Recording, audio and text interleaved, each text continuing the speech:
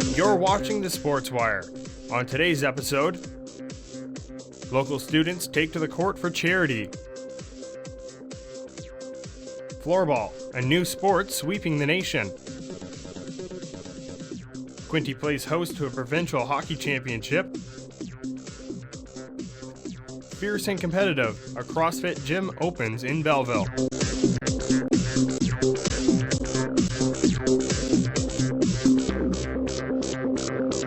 Welcome to the Sportswire. I'm Lane Sador. And I'm Matt Tanner. The Loyalist College Public Relations Program recently hosted a charity basketball tournament for local teams. Brett Smith has a story. On March 9th, the Loyalist College Public Relations Department hosted a day-long basketball camp to support the Big Brothers Big Sisters Foundation. The Belleville Spirits and two teams from Quinte Secondary School showed their support by paying the $50 entrance fee. Loyalist Lancers men's basketball assistant coach Ryan Dickinson said this foundation hits close to home. My father was heavily involved throughout my childhood, so it's something that I always wanted to continue on moving forward with my life. Public relations student Shauna Spicer said Dickinson was one of the major influences in getting members of the basketball teams to help. He had no problem getting the kids to come out and help out with this tournament, and it's good volunteer work and it gets them out in the community meeting new kids. Lancers guard Haley Sizzler complimented the work ethic of the players in attendance. It's nice to see the kids compete, and it's nice to see that their skills are improving, and we take the time to show them the proper ways to do things and improve the skills that they have. Then you're going to go back. And make sure you're making a good pass. All right, everybody, it's game time, so we're going to start get into playing. After drills in the morning, the three teams played each other in a mini tournament during the afternoon.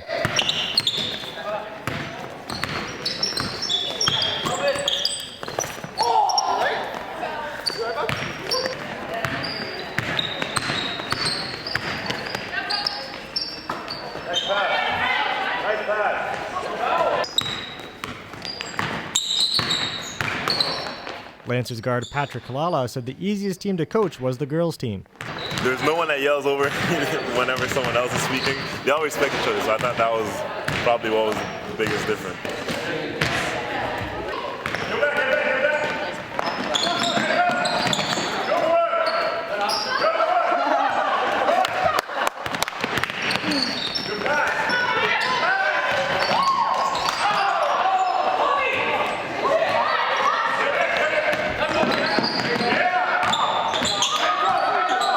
Dickinson said the players didn't hold anything back during the tournament. These kids get after it. They're intense. You can tell that they are definitely passionate about the game of basketball, and they've been well coached along the way. So, while we plan for this to be a fun day, their competitive nature is certainly coming out in the scrimmages, and it's nice to see the girls aren't backing down for the boys whatsoever, and everyone seems to be having fun. He believes it's a perfect activity during the March break. Really, our focus was just to get the kids out and active rather than sitting at home playing video games. 15-year-old Brooke Fleming chose the camp to remain active during the break. I would have nothing to do, and I love basketball, so a fun experience to learn more and more. I try to get out as much as I can with basketball. Even though a representative from the Big Brother Big Sister Foundation couldn't be here today, they did help out by sending food and water for all the basketball players. There were also prizes to be won, included a donated NFL jersey, NBA garbage cans, and Belleville Bulls tickets. Kalala believes the event turned out to be a success for everyone involved. I'm having fun with it. I'm pretty sure all the other staff are also having fun with it. The kids are having fun, so everything's really good right now. At the end of the day, the organizers estimate they raised a few $100s for the foundation. While it was the first time they hosted this event, they hope it's not the last. For the Sportswire, I'm Brett Smith.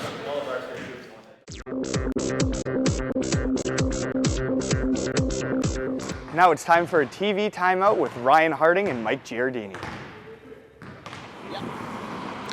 Welcome to the first of 3 TV timeouts. I'm Ryan Harding alongside Mike Giardini. We're outside the Yardman Arena, home of the OHL's Belleville Bulls. And while the Yardman Arena might not make any top 10 for historic venues, as you can see, it kind of looks like a shoe factory. We are going to talk about historic venues that we would love to see, and we're going to start in North America. Mike? Well, I'm going to go with Fenway Park, home of the Boston Red Sox. It's got the Green Monster. It's a very unique place. It was built in 1912.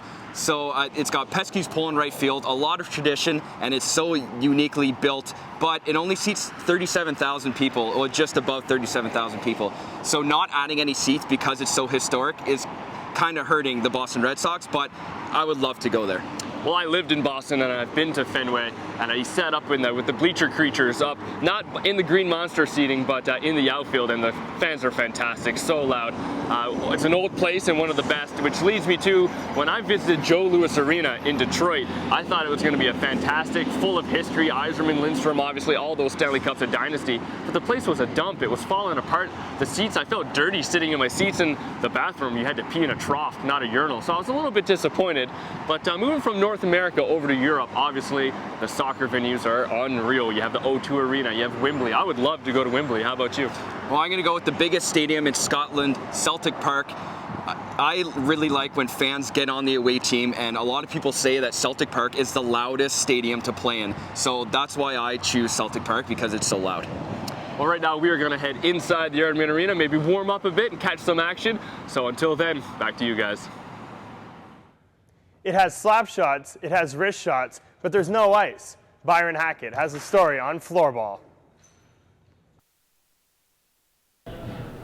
Here at the Moira Secondary School gym, we have a different kind of hockey going on. It's called floorball.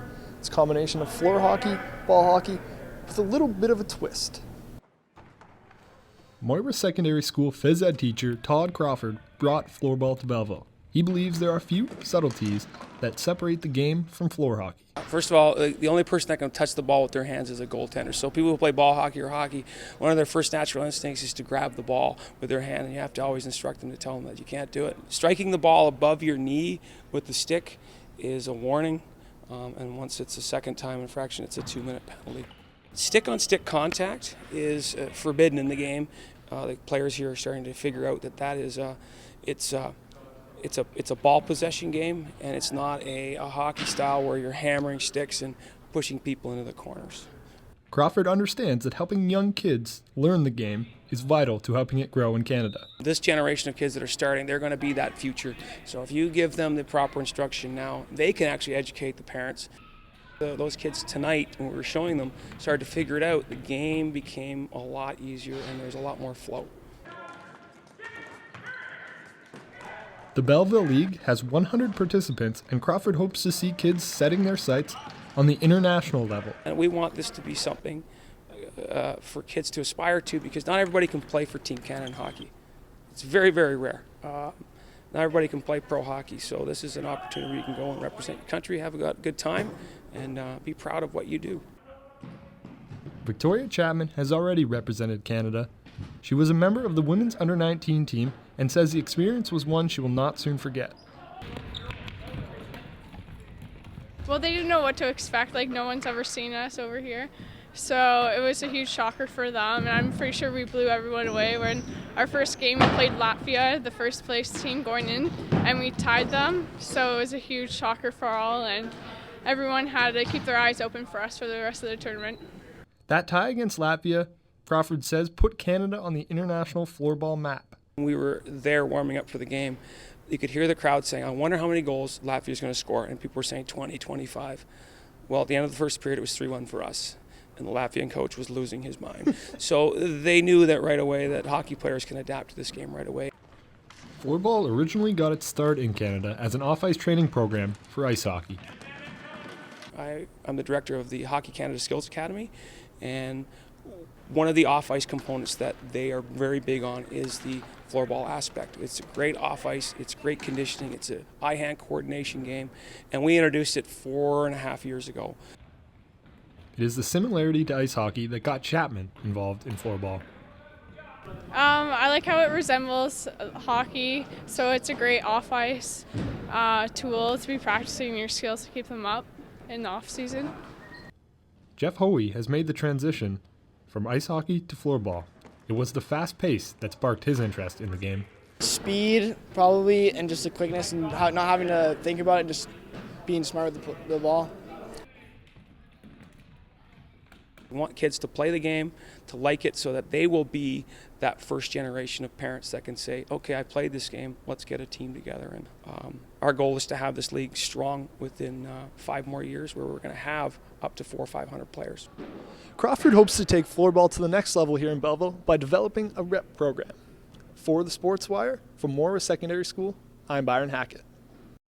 Floorball looks like a sport you'd be into, Lane. No, I can actually skate, so I'd rather just play hockey. I've seen you on the ice a couple times. I don't know if holding a chair in front of you really counts as skating, but hey, maybe one day you'll get there, right? Back when I was 6 years old, I guess.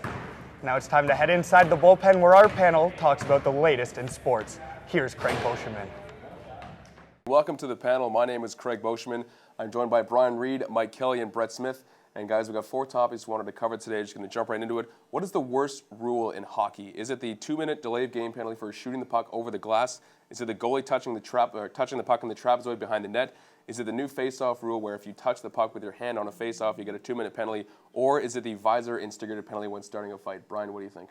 It's the over the glass penalty for me. The delay of game that you get for putting the puck over the glass is silly to me. It's silly that it only happens in certain spots of the ice. Like if you put the puck over the boards, you don't get a penalty. The boards where the benches, where the guys sit, you don't get a penalty for that. It doesn't make any sense for me.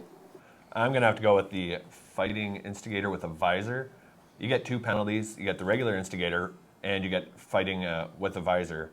Also, the 10-minute misconduct you get thrown up, plus the 5 minutes for fighting. I think it's stupid. That's 19 minutes in penalties. To me, it's just discouraging players in some ways not to wear a visor because you don't want to throw your team into that situation. So that's the stupidest one for me. You know, I'm going to say the goalie touching the puck in the trapezoid, because when you take that away from the goalie, you're essentially taking the stick out of his hands.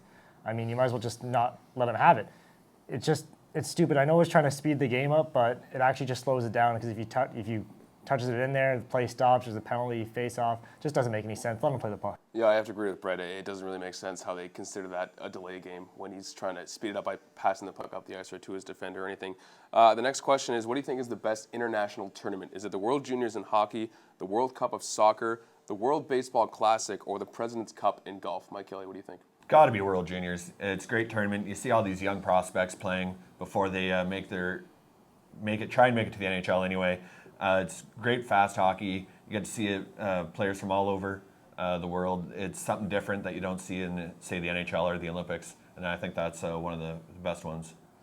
You know, I just think you're plain old wrong. I'm going to go with the World Cup. I mean, 32 teams vying to be the #1 team in the world's most popular sport.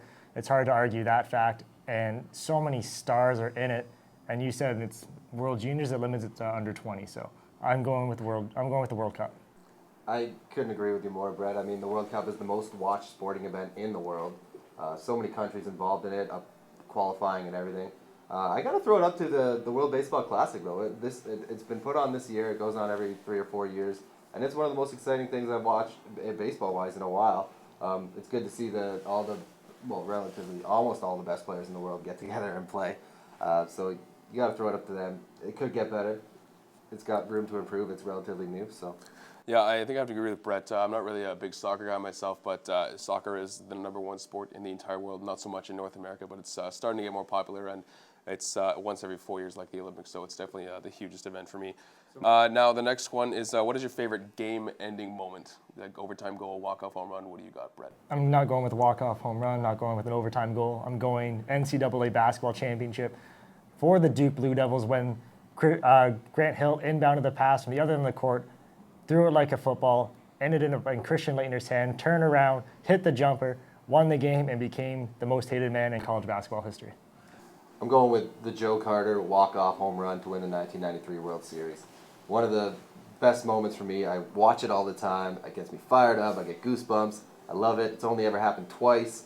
Joe Carter just so happened to do it in 1993 against the Phillies and Mitch Williams, who was one of the best closers in baseball at the time, which made it all the more sweeter.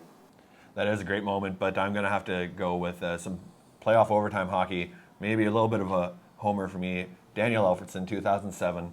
Great moment. Split the D against Buffalo in the conference finals, Game 5, and just put it right past Miller. Great moment for me. Nothing better than overtime playoff hockey, and that was great. Everyone is so disappointed with your answer. Brian Everyone's shaking their heads. I'm sure God knows what Brett's doing. You're wrong again. The best moment, the best part of that playoff run was that they lost in the Stanley Cup final. Everybody knows that. Anaheim Mighty Ducks, baby. Whatever. All right. I also got to stick with some playoff hockey. Again, a bit of a homer pick for me, but it was Alex Burrows' Game 7 overtime winner against the Chicago Blackhawks. 3 years of pent-up frustration from the Blackhawks and Dustin Byfuglien, getting in Luongo's crease, and finally he's gone, and the Canucks blow a 3-0 series lead, and then Chris Campoy with that horrible clearing attempt. Burrows picks it off and scores, and it was nuts. I was watching it with my parents, and me and my dad jumped up immediately. My dog was scared like crazy. He was running in circles and barking, and it was such a great moment for me. Okay, the last one, guys. What is your favorite celebration? Which player, entertains you the most with their overtime celebration or walk-off home run? I'm going to have to go with Theo Fleury. Great slide, scoring in overtime against the Edmonton Oilers. Got down on his knees, slid down the ice, fist pumping in the air, hit the boards, fell on his back, team piles on him. I think that was a great celebration. I'm going NCAA football. It was the Fiesta Bowl, Boise State, huge underdog against the Oklahoma Sooners. Ian Johnson scores in overtime on a Statue of Liberty play, runs through the end zone right to his cheerleader girlfriend, and proposes. For the romantic in me, he loved it. It was great. He's single, by the way. Ladies? You know what? I'm going to go with something that happens more often. I'm going with when a baseball player knows he hits a home run and he just flings the bat at the pitcher, just saying, "What now? Get out of here," and he just walks the bases. Prince Fielder does it the best. Oh, he's the best bat flipper in the game. Swagger. When Jose Bautista gets thrown at the at-bat before, and then he hits a home run, and then just... Yeah. It's fantastic. Fantastic. All right, I'm going back to hockey with mine. I think it's Sidney Crosby's gold medal winning goal. I think I was the only person in Canada who didn't watch that game. I was at work, and the game was on. It was like a noon or 3 o'clock start, and I was working, so I couldn't watch the end. Did you take your passport away for that? Or? Yeah, I wasn't allowed to leave the country for a couple of years, and but yeah, I watching it again, you just see him score, and it's almost like he didn't even realize he scored it first. He just kind of slowly put his hands up, and then he went nuts, and the whole team went nuts, and the arena was just going insane. It was such a great moment for Canada and hockey. All right, thanks a lot for watching this panel. Let's send it back to Lane.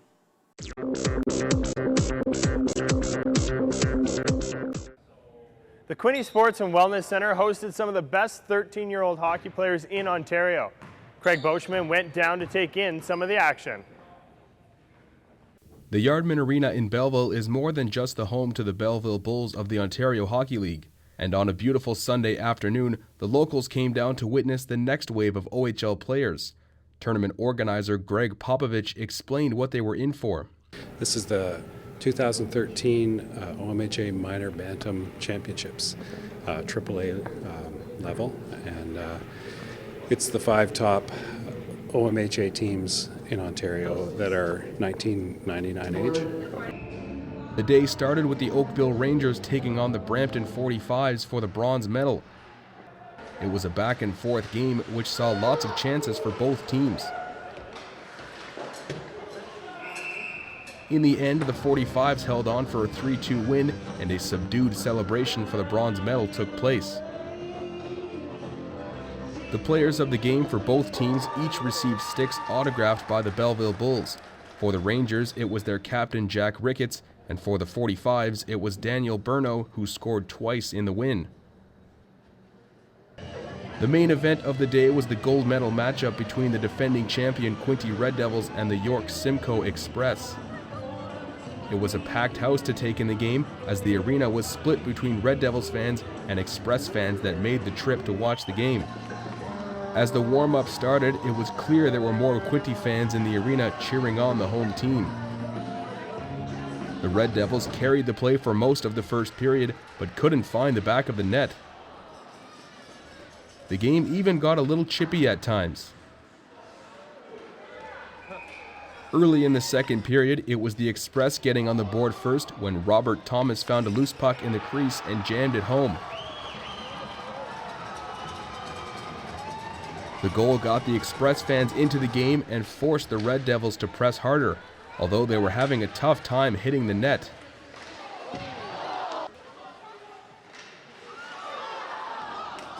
Whenever they did hit the net, however, it was Express goalie Jacob Brayford standing his ground. The Red Devils were unable to find the back of the net for the entire game, and as the final seconds ticked down, the Express knew their gold medal hopes had come true with a 1-0 victory. Colin Vanden Hurt got player of the game for the Red Devils, and to nobody's surprise, it was Brayford picking up the honor for the Express. Head coach of the Express, Scott Thomas, was quick to give the Red Devils credit before talking about his own team. Quinty's so deadly down low, and we just tried to take that out of their game by getting rid of the puck, and hopefully they get a bounce, and it turned out that way. You know what, I think it's all about the kids. We talked about kind of one team, one dream. For them, this was just a huge dream. It was the first time. This team has never made any OMHAs at all. Quinty did a fantastic job hosting, which we're very thankful for, and the boys just played for each other, and you know, the smiles on the faces and also the parents speak for themselves. Despite the tough loss, Quinty head coach Patrick Shearer had nothing but praise for his own team. For a full 45 minutes, they gave us all they possibly could. We had a ton of good chances, and it's all I could ever ask from them. We asked them to play for a complete game, and that's exactly what they gave us today. He also knows why his team was unable to pick up the victory. I just don't think the bounces went our way. Actually, I thought that might have been one of the best games we've played against them. Their goalie played well, they played good team defense, and I think they stuck to their game plan. After losing 5-1 to the Red Devils in round-robin play, the Express bounced back perfectly, posting 3 consecutive shutouts to win the gold medal. And as a result, they will host this same tournament next season. For the Sportswire, I'm Craig Boscheman at the Yardman Arena.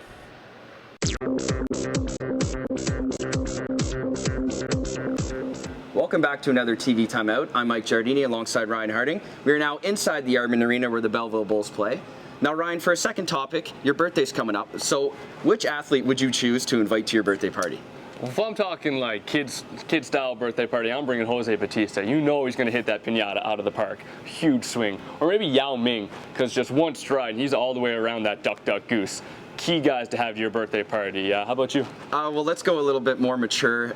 If I'm in New York City, Derek Sanderson Jeter, number 2, the captain of the New York Yankees. That man could do anything in the city of New York. He could open up Toys R Us. He probably has the key to the city. He probably has the key to the whole country. Everybody loves this guy. So Derek Sanderson Jeter, the models he hangs out with, he's so well respected. He's stayed out of the negative spotlight. So Derek Jeter for sure. He definitely runs show in New York. But maybe if we're moving to someone you wouldn't want to bring to a birthday party, I'm thinking Patty Kane of the Chicago Blackhawks in the NHL, because the most key part of your night is the cab ride to and from your destination. And we all know Patty Kane doesn't do well in cab rides, so I'm not inviting him.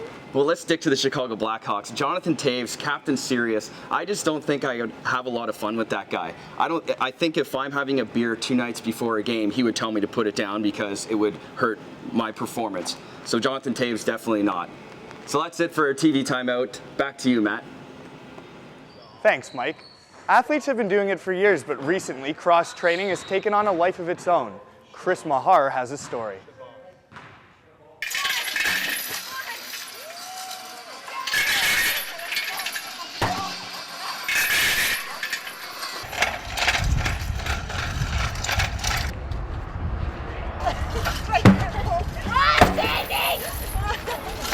Put your legs into it, woman! They call it a fitness revolution, a high-intensity workout designed to bring out your inner warrior. So what's CrossFit all about? Let's go inside and find out. If you know you want to set a box up under a bar, do so now. Luke Blakely is part owner of CrossFit Belleville. We're not what you would think about in a normal gym, as we're completely the opposite of that. Every day there's something different here. We fight against the normal routine, as one would call in the gym. You're doing a push, you're doing a pull, you're doing a throw. You're doing a push, you're doing a pull, you're doing a pull. You're doing a raise and then a pull. That is your order. That's why we have it set up that way, so that you're able to go from exercise to exercise and do what you can at each movement. No, I want to flip that. Come on. Lifting chains, drag pulling metal sleds, and flipping 300-pound tractor tires is just the warm-up. The real fun begins with the grueling workout of the day. Ladies and gentlemen, your one today is a 7-minute AMRAP. As many rounds as possible in 7 minutes. 20 push-ups, 20 pull-ups, 20 ball slams, 20 push press, 20 knee to elbows, and 20 cleans. 4, 3, 2, 1, go!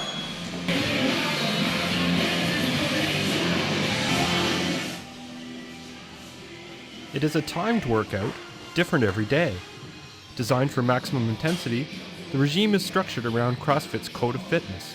Developed 20 years ago by CrossFit's founders, Greg and Laura Glossman, the Code of Fitness states that to maximize strength and conditioning, a workout should be fast-paced and have at its core 3 key elements: functional movements, high intensity, and constant variance. The results have been positive. CrossFit has been embraced by police academies and by professional athletes like Steven Stamkos and Sidney Crosby. Its popularity over the last few years has skyrocketed. But as you can see, the appeal of an explosive, fiery workout is not limited to professionals. It's awesome. I don't know, it's hardcore. I was just saying, used to go to Good Life or go to the regular gym, right? And you don't, sometimes you know what you're doing, a lot of times you don't, but here it's like sometimes it's 7 minutes, sometimes 20, but by the time you leave you just feel like you've been running or working out for hours. So it's a really good workout, and I'm addicted now, I think. So I'm a multi-sport athlete anyway. I do triathlon, and I needed something to get more leg muscle going, so I thought I'd give it a shot, and I've been doing this for 2 months now, and I really love it. Weights and requirements are scaled to the individual, and personal coaching is an important part of the CrossFit experience. We have people that 2 months ago could never do a pull-up, and they've tried to do pull-ups for 20 years and could never do a pull-up, and now they're doing 10, 15 pull-ups in a row. So our system works, our methodology works, and that's why CrossFit's catching on across the world. For those really serious about CrossFit, there is a competitive side as well. CrossFitters compete in open tournaments where their times are matched against other competitors. The best can advance to regional, national, and even world championships. We do competitions ourselves. Some of our coaches here do competitions, and I can tell you when you complete competitions, the first place person's helping the second place person get in quicker, and it's a pretty awesome thing. From the looks of things, CrossFit is both fun and painful, but according to the people we talk to, it's also rewarding and incredibly addictive. Yeah, I'll keep doing it until it kills me. From CrossFit Belleville, for the Sportswire, I'm Chris Mahar.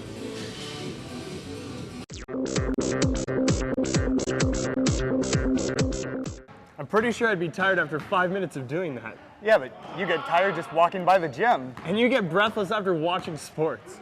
I've seen some pretty good games, but nothing quite like these two. Here's Ryan Harding. Welcome back here to the third and final TV timeout. Again, I'm Ryan Harding alongside Mike Giardini. Now we've got our seats here for the big game tonight at the Yardman Arena. Belleville Bulls gearing up for the playoffs.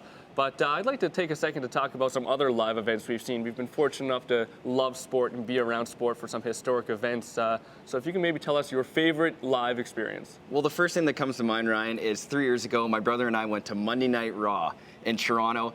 It was one of the greatest moments when halfway through the show, the lights went out and the bell sounded and The Undertaker came out, the greatest of all time. And what happens is he plays the funeral music and all the smoke comes up, and it's just a childhood dream. My brother and I are huge wrestling fans, so that's definitely one of my favorite moments. Yeah, but it's wrestling. I could be a great wrestler because someone would just write the script. But they haven't, and that's why I'm here. But one of mine goes kind of with wrestling, I guess. It was in St. John's, Newfoundland. That's where I'm from, born and raised. And it was Canada, Team Atlantic, under 17s versus the Russians. And it was a great tournament. It was a great game. It was chippy and I would say almost borderline dirty between the two teams. At the end of the game, both teams were getting off the bench like you do at the end of the game. And I don't know if someone said something or pushed someone, but it just all broke out. It was a clear-the-bench brawl, suspensions. There was people not allowed to play internationally, again, under IHFF rules. It was insane. It was me and my friend. We were 13. We loved it. Now, Mike, I'm going to give you one more chance to redeem yourself. Maybe a bigger event that more people can agree on. Well, I'm going to go with the 2009 World Junior semifinals, Canada, Russia. There we go, Jordan Eberle scores, and I don't really remember the goal. I was up in the second level, my brother and I again, and the sound of the arena just blew me away. It was unbelievable. A guy about 6 rows to my left was crying. His wife was holding him up because he was sobbing. It was one of the greatest moments of my life. Much like your brother was holding you up when The Undertaker came out, I'm sure you must have been so excited. But that's all the time we have now for TV timeouts in this episode. Thank you so much for joining us. We're going to send it back to you guys while we enjoy the big game. Now it's time to take you to the 4th TV timeout. Here's Mike Giardini. The 4th TV? No, it's supposed to be the extra. Yeah, the extra. We're leaving. They're coming on the screen. That's what it says. No, that's completely wrong. I don't think we should use these sheets anymore. Well, that'll do it for the final episode of the Sportswire this season. I'm Lane Sidor alongside Matt Tanner. Thank you from the teachers and the students. Thanks for watching. Make sure you join us next season. Bye for now.